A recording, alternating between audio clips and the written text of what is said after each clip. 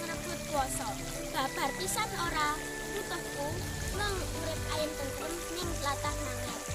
Assalamualaikum warahmatullahi wabarakatuh. Teman-teman, apa kabar? Pastinya kalian semua baik-baik saja. Perkenalkan, nama saya Rahma. Saya siswa kelas 4 SD Pakis, Kapanewon Lipo. Kalian sudah tahu belum asal-usul nama-nama daerah di Bantul? Kalau belum, saya akan menceritakan sebuah buku yang berjudul Asal Mula Nama-nama Daerah di Bantul. Cerita ini disarankan dari buku Ki Ageng Mangir, karya Dr. Purwati M. Hum, dan ditulis kembali oleh Slamet SPD. Dengarkan baik-baik ya. Ki Ageng Mangir mendiami di wilayah bagian Kaliprogo yang bernama Mangir. Sementara itu, Panembahan Senopati yang bertahta di Mataram sedang mengembangkan kerajaan. Ia ingin agar daerah-daerah di seputaran Mataram menjadi bagian dari kerajaan Mataram, termasuk diantaranya daerah Mangir. Ki Ageng Mangir tidak mempedulikan hal tersebut dan justru memperkuat pertahanannya. Aku ingin hidup ayem tentrem di tlatah Mangir ini. Aku tidak ingin bermusuhan dengan siapapun. Namun, jika ada yang mengusik ketentraman di tlatah Mangir, maka aku akan menghadapinya dengan sepenuh jiwa dan raga, bahkan nyawa sekalipun, tegas Ki Ageng Mangir. Panembahan Senopati merasa bahwa keteguhan dan sifat tegas Ki Ageng Mangir membawa kesulitan di kelak kemudian hari. Aku ingin Mangir dan Ki Ageng Mangir menjadi bagian dari Mataram dengan cara apapun. Dan sebuah pemikiran yang cerdik ditemukan oleh Panembahan Senopati untuk menundukkan Ki Ageng Mangir. Pembayun, panggil Panembahan Senopati. Iya Romo, jawab Pembayun. Romo memiliki tugas untukmu. Apakah engkau bersedia menjalankan tugas ini? Pinta Panembahan Senopati. Apa tugas yang harus saya jalankan, Romo? Tanya Pembayun. Kamu tahu bahwa Ki Ageng Mangir mendiami di wilayah Mangir? Aku ingin Mangir dan Ki Ageng Mangir tunduk kepadaku. Roma ingin engkau menuju Mangir. Berpura-puralah menjadi penari ledek. Para abdi dalam akan mendampingimu, jawab Panembahan Senopati. Sesudah itu, apa yang harus saya lakukan, Romo? Tanya Pembayun dengan penuh penasaran. Dekatilah Ki Ageng Mangir. Buat dia suka kepadamu sehingga dia mau menikahimu. Baik Romo, aku bersedia menjalankan perintah Romo, sanggup Pembayun. Tujuan Panembahan Senopati tersebut adalah untuk menjalankan taktik apus kromo atau menipu dengan cara mengajak nikah lawan politiknya agar tunduk atau kalah. Pembayun beserta para abdi dalam menari ledek hingga daerah Mangir. Tibalah Pembayun dan para abdi dalam di wilayah Ki Ageng Mangir. Mereka segera menghadap Ki Ageng Mangir dan memohon izin untuk pentas tari ledek dan tinggal sementara di wilayah Mangir. Kalian ini siapa dan dari mana? Tanya Ki Ageng Mangir. Maaf Gusti, perkenalkan, kami adalah sekelompok penari ledek. Kami berasal dari daerah sebelah, jawab salah satu abdi dalam. Apa tujuanmu datang kemari? Tanya Ki Ageng Mangir. Maaf Gusti, jika diperkenalkan, izinkan kami untuk pentas dan tinggal sementara di sini, pinta ketua rombongan. Tak berapa lama, Pembayun dan para abdi dalam menunjukkan tari ledek. Ki Ageng Mangir terpesona kecantikan dan kemuliaan Pembayun. Ki Ageng Mangir pun kemudian menikahi penari ledek tersebut, yang tidak lain adalah Pembayun. Selang beberapa waktu, Pembayun mengakui hal yang disembunyikan dari Ki Ageng Mangir. Maaf Kakanda, aku mau mengatakan suatu hal yang mungkin akan membuatmu terkejut. Ada apa Adinda? Sampaikan saja kepada Kakanda, sembari mendekat kepada Pembayun. Sebenarnya aku adalah putri dari Panembahan Senopati, penguasa Mataram, jelas Pembayun. Mendengar pengakuan dari Pembayun, Mangir pun bingung dan marah. Apa? Ini tidak mungkin, ini tidak mungkin. Dinda, engkau jangan berbohong kepada Kakanda, bentak Ki Ageng Mangir.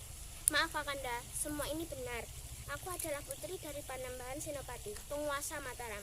Pembayun menyampaikan kebenaran sembari berlutut di hadapan Ki Ageng Mangir.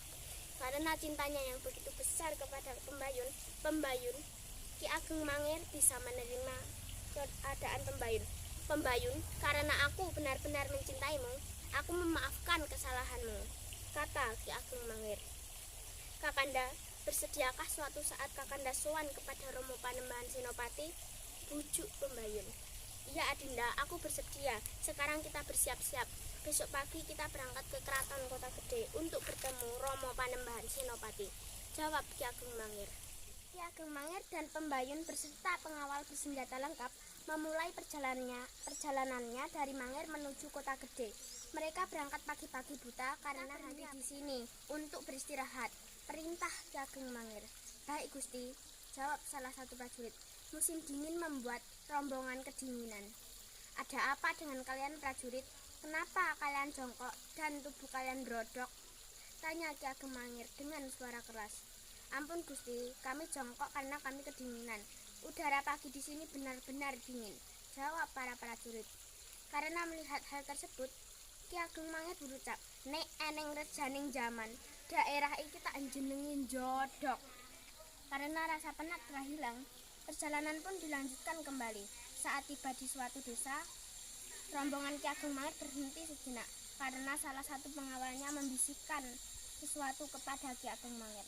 Ampun Gusti, sebaiknya kita menghentikan saja perjalanan ini, bisik salah satu prajurit. Wahai prajurit, apa alasanmu memintaku untuk berhenti?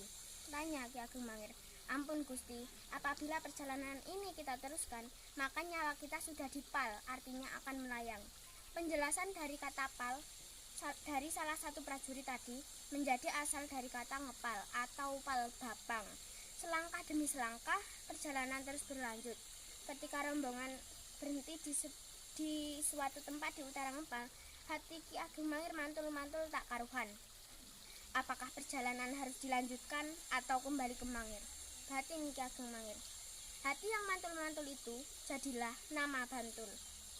Dengan hati bimbang tak karuan, Ki Ageng Mangir dan rombongan melanjutkan perjalanan.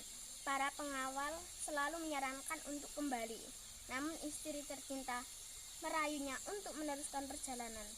Ampun Gusti, sebaiknya perjalanan ini kita hentikan saja. Prajurit kembali membujuk Ki Ageng Mangir. Kakanda, apakah Kakanda akan kembali ke Mangir? Adinda sangat berharap Kakanda bisa bertemu dengan Romo Panembahan Senopati.